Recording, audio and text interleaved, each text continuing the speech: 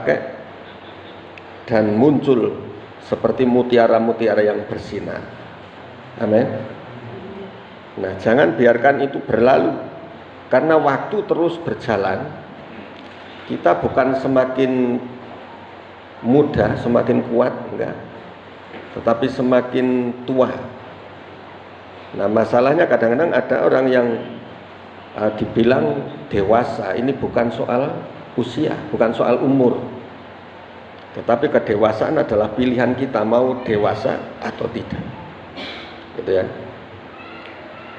Nah, soal pembebasan ini kami juga melayani. Ada seorang ibu yang menelpon saya.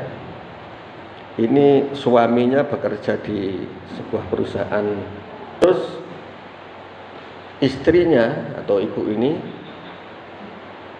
mengalami serangan kuasa-kuasa kegelapan, ada kuasa setan gitu ya, yang menyerang dia.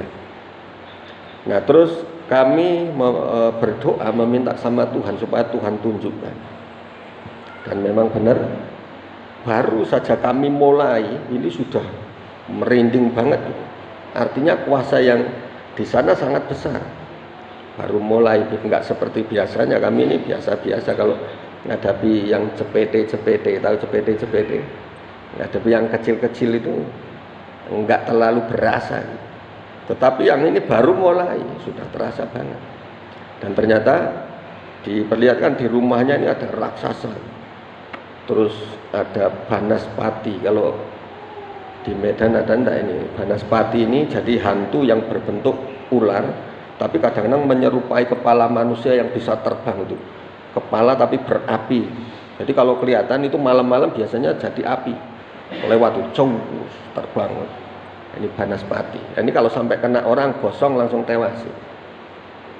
Nah, jadi serangannya modelnya seperti ini. Nah, kenapa ibu ini tidak bisa mengusir? Padahal kita anak-anak Tuhan ini diberi kuasa. Seperti Yohanes 1 ayat 12, barang siapa percaya menerimanya diberi kuasa sebagai anak-anak Allah. Artinya diberikan otoritas yang tinggi. Tetapi kenapa tidak bisa mengusir? Nah, kita lihat pribadi dari ibu ini. Dan Tuhan nyatakan dalam penglihatan, ibu ini hatinya sudah hancur, robek-robek.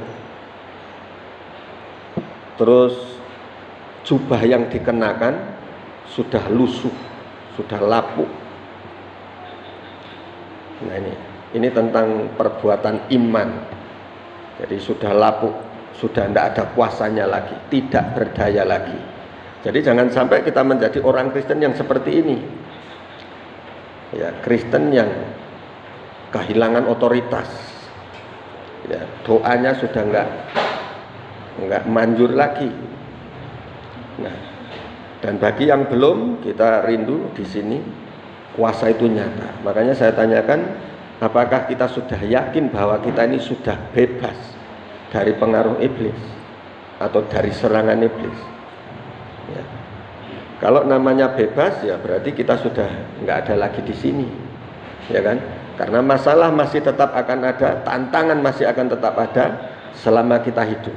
Nah, yang penting di sini adalah bagaimana kita menghadapi tantangan dan kita dipastikan menang. Amin. Sampai mendapat kepastian kemenangan. Nah, ini yang terjadi kepada murid-murid Tuhan. Oke, ya, kita baca di Matius 17. Matius 17. Oke. Ayat 19.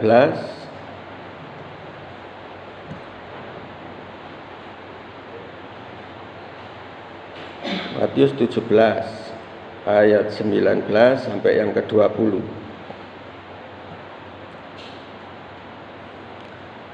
Ya. Sudah ketemu semua? Amin. Oke, kita baca bersama-sama. 1, 2, 3. Kemudian murid-murid Yesus datang, dan ketika mereka sendirian dengan dia, bertanyalah mereka, mengapa kami tidak dapat mengusir setan itu? Ia berkata kepada mereka, karena kamu kurang percaya. Sebab aku berkata kepadamu, sesungguhnya sekiranya kamu mempunyai iman sebesar biji sesawi saja, kamu dapat berkata kepada gunung ini, pindah dari tempat ini ke sana, maka gunung ini akan pindah, dan takkan ada lagi yang mustahil bagimu. Takkan ada yang mustahil bagimu. Amin. Tidak ada yang mustahil. Nah, jadi ini murid-murid Yesus, yang artinya kalau murid-murid yang beserta dengan dia, ini termasuk diantaranya para rasul. Para rasul ini diberikan kuasa yang besar karena dekat sekali dengan Tuhan. Nah, tapi masalahnya murid-murid ini ketika ada seorang yang minta didoakan ya untuk mengusir setan. Nah, murid-murid ini tidak mampu. Ya, tidak mampu mengusir setan. Makanya mereka datang kepada Yesus waktu sendirian, artinya ini enggak ada orang banyak. Biasanya kan melayani orang banyak. Nah, ini pas sendirian, artinya Tuhan Yesus sendirian beserta dengan murid-murid ini. Jadi kalau kita mengalami satu gangguan, mengalami kegagalan, mengapa kami tidak dapat mengusir setan itu? Ya kan? Berarti karena kita kurang percaya. Dan ini, coba apakah kita sudah benar-benar yakin bebas dari gangguan syaitan itu? Coba kita baca Yakobus 4 Yakobus 4 ayat 1 sampai yang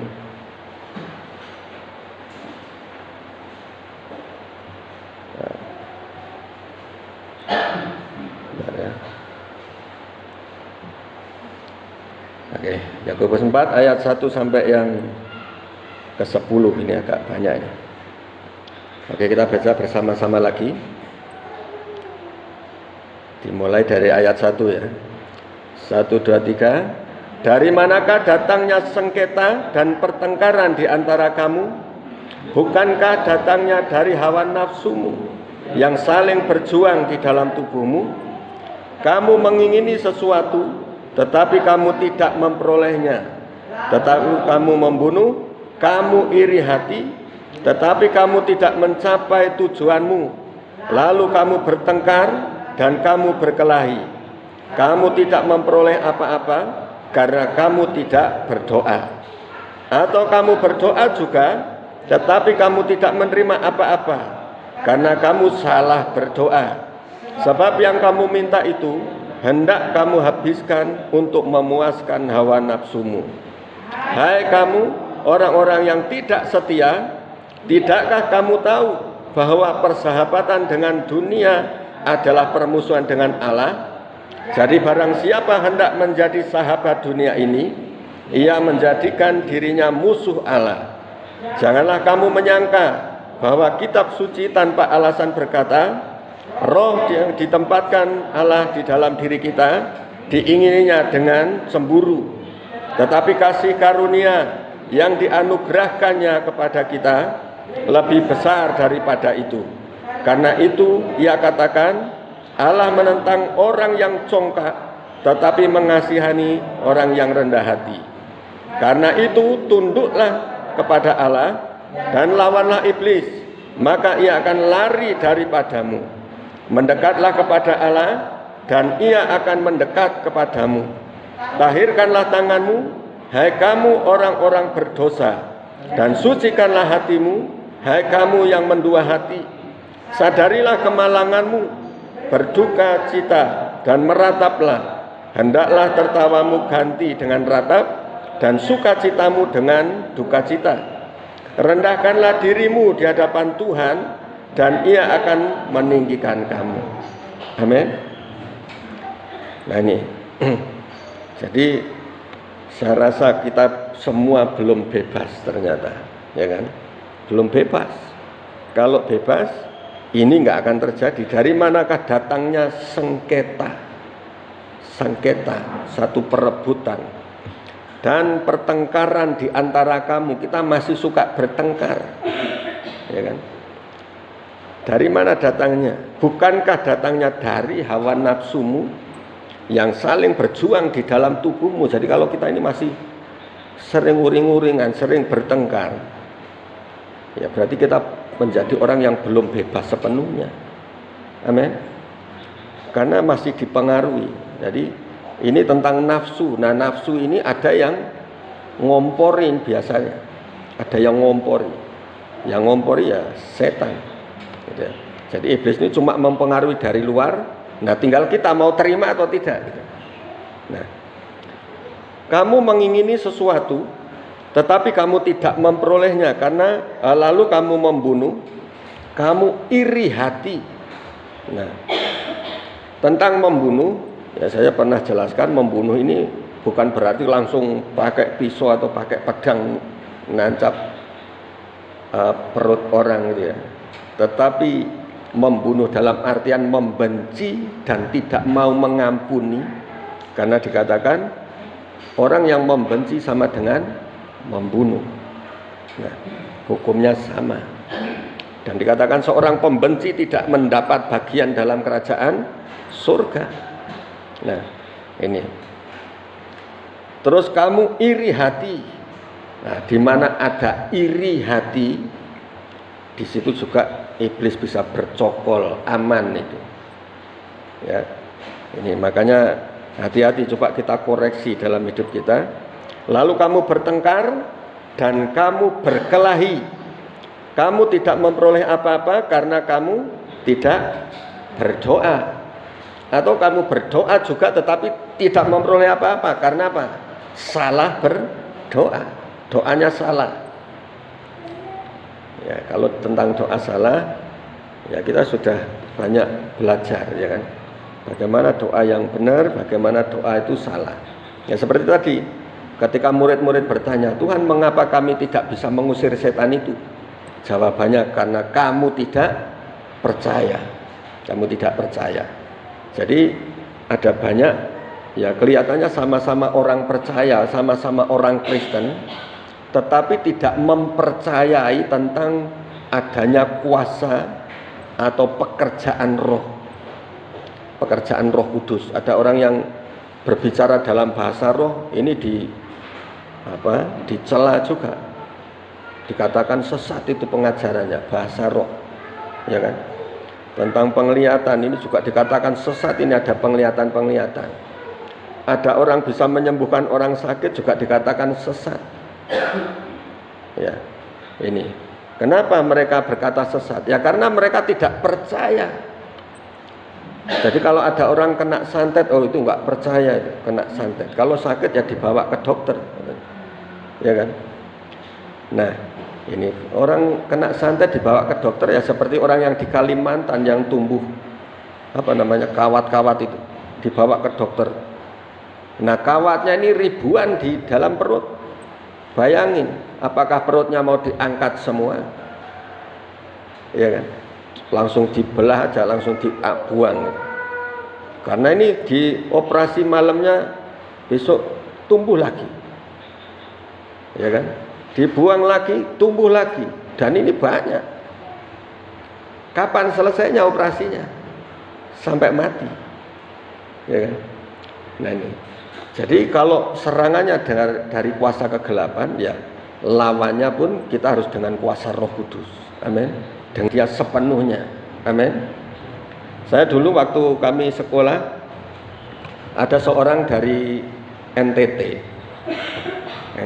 Pak siapa, terus punya gereja itu namanya gereja Elim. Orangnya sederhana dan bisa dibilang paling bodoh, maaf ya bisa dibilang paling bodoh, tetapi dia punya keistimewaan tersendiri.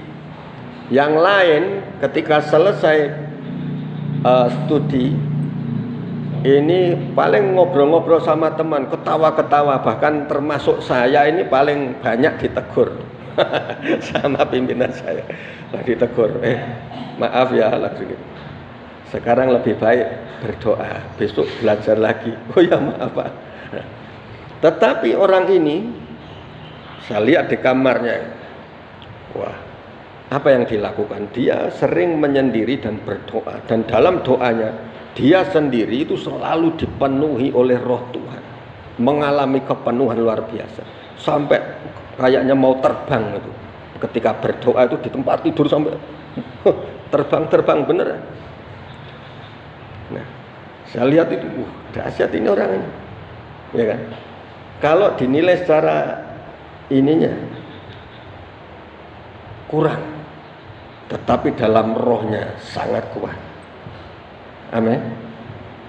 Nah, jadi di sini kita rindu menjadi anak-anak Tuhan. Kalau kita punya keterbatasan soal pengetahuan, soal ilmu, kita harus punya satu kelebihan tersendiri. Apa? Kesetiaan kepada Tuhan, kerendahan hati, melekat dan bersandar kepada Tuhan, itu yang menjadi kelebihan kita nanti. Karena kita akan dipakai lebih daripada orang-orang yang sekedar otaknya yang jenius. Amin. Nah, di sini saya rindu sampaikan tentang bahwa Natal ini berita kelepasan, pembebasan. Ya, dibebaskan dari ini tadi perbuatan-perbuatan kita ini yang dikuasai oleh hawa nafsu. Ya, di mana ada pertengkaran, ada iri hati. Satu lagi poin pentingnya, ayat 7. Karena itu tunduklah kepada Allah, dan lawanlah iblis, maka ia akan lari daripadamu. Amin. Tunduk kepada Allah, jangan tunduk kepada pendetanya, salah. Tunduknya kepada Allah. Ya, kalau pendetanya benar-benar dipimpin Roh Kudus, enggak apa-apa. Tapi kalau pendetanya asal-asalan, kok kita tunduk, kita hormat banget, kita bisa keliru. Ya, bukan karena kita tunduk pada manusia, tetapi karena tunduk kepada Allah. Amin. Tunduk kepada Allah, tunduk kepada otoritas yang lebih tinggi. Ya, tunduk kepada otoritas yang lebih tinggi ini seperti anak belajar tunduk kepada orang tua, istri tunduk kepada suami, ya, jemaat ya otomatis tunduk kepada gembala, kepada aturan gereja setempat, gitu ya. Ini belajar tunduk dari apa yang terlihat dulu. Kalau yang terlihat saja kita nggak bisa, apalagi Tuhan yang nggak kelihatan. Waktu di gereja, wah kelihatan rajin, begitu di rumah mau makan lupa untuk doa makan. Ini namanya nggak ada ketundukan. Ya, nah ini mau tidur nggak doa, bangun tidur ya pokoknya bangun aja langsung cuci muka. Nah ini di mana letak ketundukan kita? Gitu ya. Nah ini belajar untuk tunduk taat kepada Tuhan. Nah, yang nggak kelihatan aja. Tuhan kan maha mengasihi, Tuhan mengampuni, Tuhan sudah melupakan semua. Jangan bilang seperti itu. Orang yang taat, orang yang setia, ada penilaian tersendiri di hadapan Tuhan. Amin. Nah ini, karena itu tunduklah kepada Allah dan apa? Lawanlah iblis, maka ia akan lari daripadamu. Jadi kita tunduk kepada Allah, baru bisa melawan iblis, maka ia akan lari daripadamu. Kalau yang di Matius tadi, mengapa kami tidak bisa mengusir setan itu? Yang pertama karena apa? Tidak percaya. Yang kedua, berarti karena kita tidak mempunyai ketundukan, tidak punya kerendahan hati. Maka iblis pun tidak mau pergi ketika kita usir. Tetapi dengan kerendahan hati, dengan ketundukan kepada Tuhan, dan lawanlah iblis, maka ia akan lari daripadamu. Amin. Nah, bukti ketundukannya itu sering berdoa. Ya, sering berdoa, sering menyembah, taat. Karena yang pertama hati yang taat dulu. Orang yang banyak berdoa belum tentu karena taat. Tetapi orang yang taat sudah pasti akan banyak berdoa. Ya, banyak orang berdoa karena butuh. Tuhan, saya butuh ini. Doa dijawab, ya selesai juga. Ya kan? Nah ini. Ya, terus ayat 8, mendekatlah kepada Allah, Mendekatlah kepada Allah. Jadi jangan nunggu Tuhan datang kepada kita. Kita yang belajar untuk menghampiri tahta Tuhan, belajar mendekat kepada Allah, dan Ia akan mendekat kepadamu. Makanya belajar, carilah Tuhan, carilah dahulu kerajaan Allah, ya kan? Nah, maka Ia akan mendekat kepadamu. Jadi kalau kita nyari, karena firman Tuhan di Matius 7 ya dikatakan bahwa barang siapa mencari akan mendapat, barang siapa meminta akan diberi, barang siapa mengetuk pintu akan dibukakan. Kita yang berusaha, ya, karena kita sudah orang percaya. Beda dengan orang yang tadinya nggak percaya Tuhan, orang yang benar-benar nggak punya iman Kristen. Nah, sekarang kita sudah menjadi Kristen, kita yang harus berinisiatif untuk mencari Tuhan. Amin. Cari Tuhan. Nah, ini mendekat kepadamu dan tahirkanlah tanganmu. Tahirkanlah tanganmu ini artinya kita menyucikan diri, menguduskan diri. Hai kamu orang-orang berdosa, dan sucikanlah hatimu, hai kamu yang mendua hati. Banyak orang ini masih sudah Kristen tapi mendua hati. Ya, katanya sudah percaya Yesus. Ketika bikin rumah itu biasanya ada syarat-syarat itu. Kalau orang Batak biasanya nanam kepala anjing hitam di depan rumah supaya nggak kena santet, ya kan? Kalau orang Jawa ini coba lihat, kalau di Jawa biasanya ada bendera merah, ada kelapa, ada apa namanya, gantungan padi. Maksudnya apa? Nah, ini. Jadi kita sudah nggak percaya lagi seperti itu. Jangan mendua hati, itu menyakiti hati Tuhan, ya kan? Jadi kita full percaya kepada Yesus. Ada yang gini, orang sakit mengundang pendetanya. Setelah mengundang pendetanya, mengundang dukun juga. Nah, dia bilang seperti ini, wah, kalau kuasa Tuhan yang hebat tambah kuasa dukun yang kuat juga, kan akan lebih dahsyat katanya. Ini yang bodoh namanya, ya kan? Namanya menduakan hati. Justru kalau ngundang yang lain, Tuhan angkat tangan. Angkat tangan, terserah kamu lah, ya kan? Terserah. Tapi kalau kita yang angkat tangan, Tuhan yang akan turun tangan. Ya, artinya ini sudah menyerah. Tuhan, aku menyerahkan seutuhnya kepadamu. Ya, seutuhnya, sepenuhnya serahkan ke Tuhan. Jadi nggak perlu lagi minta bantuan ke yang lain. Serahkan utuh kepada Tuhan, ya. Terus sadarilah kemalanganmu, berduka cita dan merataplah. Hendaklah tertawamu ganti dengan ratap dan sukacitamu dengan duka cita. Artinya apa? Ketika kita berdoa, ini kita meratapi. Apa yang diratapi? Dosa kita. Kalau kita tidak dihapuskan dosanya, ya kita sudah pasti masuk neraka. Tertawamu ganti dengan duka cita. Ya, artinya lebih baik kita menghadap Tuhan. Makanya ada firman Tuhan yang di pengkhotbah itu, lebih baik mengunjungi tempat duka daripada tempat pesta. Tetapi kalau di rumah duka, kita akan merenungi, kapan ya saya seperti ini. Kan tinggal nunggu giliran. Nah, apakah saya sudah siap menghadapi panggilan ilahi ini? Iya kan? Nah, ini ya, saya kira itu kita tutup dengan ayat 10. Coba baca sama-sama. 1, 2, 3. Rendahkanlah dirimu di hadapan Tuhan, dan Ia akan meninggikan kamu. Amin. Rendahkan dirimu di hadapan Tuhan, merendahkan, maka Tuhan akan meninggikan. Bagaimana kita merendahkan diri di hadapan Tuhan? Ya. Kadang-kadang kita ini kalau secara manusia, saya ini sudah berusaha sebaik-baiknya, saya berusaha melayani sebaik-baiknya. Tetapi waktu kami ngobrol dengan istri, ayah ini masih kurangnya di mana? Seperti kepada anak-anak, kayak kurang perhatian. Kurang perhatian nih, contoh waktu makan, di WA sudah makan belum? Terus hari ini kemana, bagaimana kuliahnya, misalnya seperti itu. Saya memang kurang untuk seperti itu, maksudnya kurang cekatan, beda dengan ibunya kan, perhatian terus gitu, dipantau terus. Saya sebagai ayah memang kurang. Nah demikian, saya masih bisa terima koreksi ini. Oh iya, berarti saya masih kurang, saya harus belajar gitu. Saya masih banyak belajar, apalagi memperhatikan jemaat yang banyak ya kan. Saya harus banyak belajar.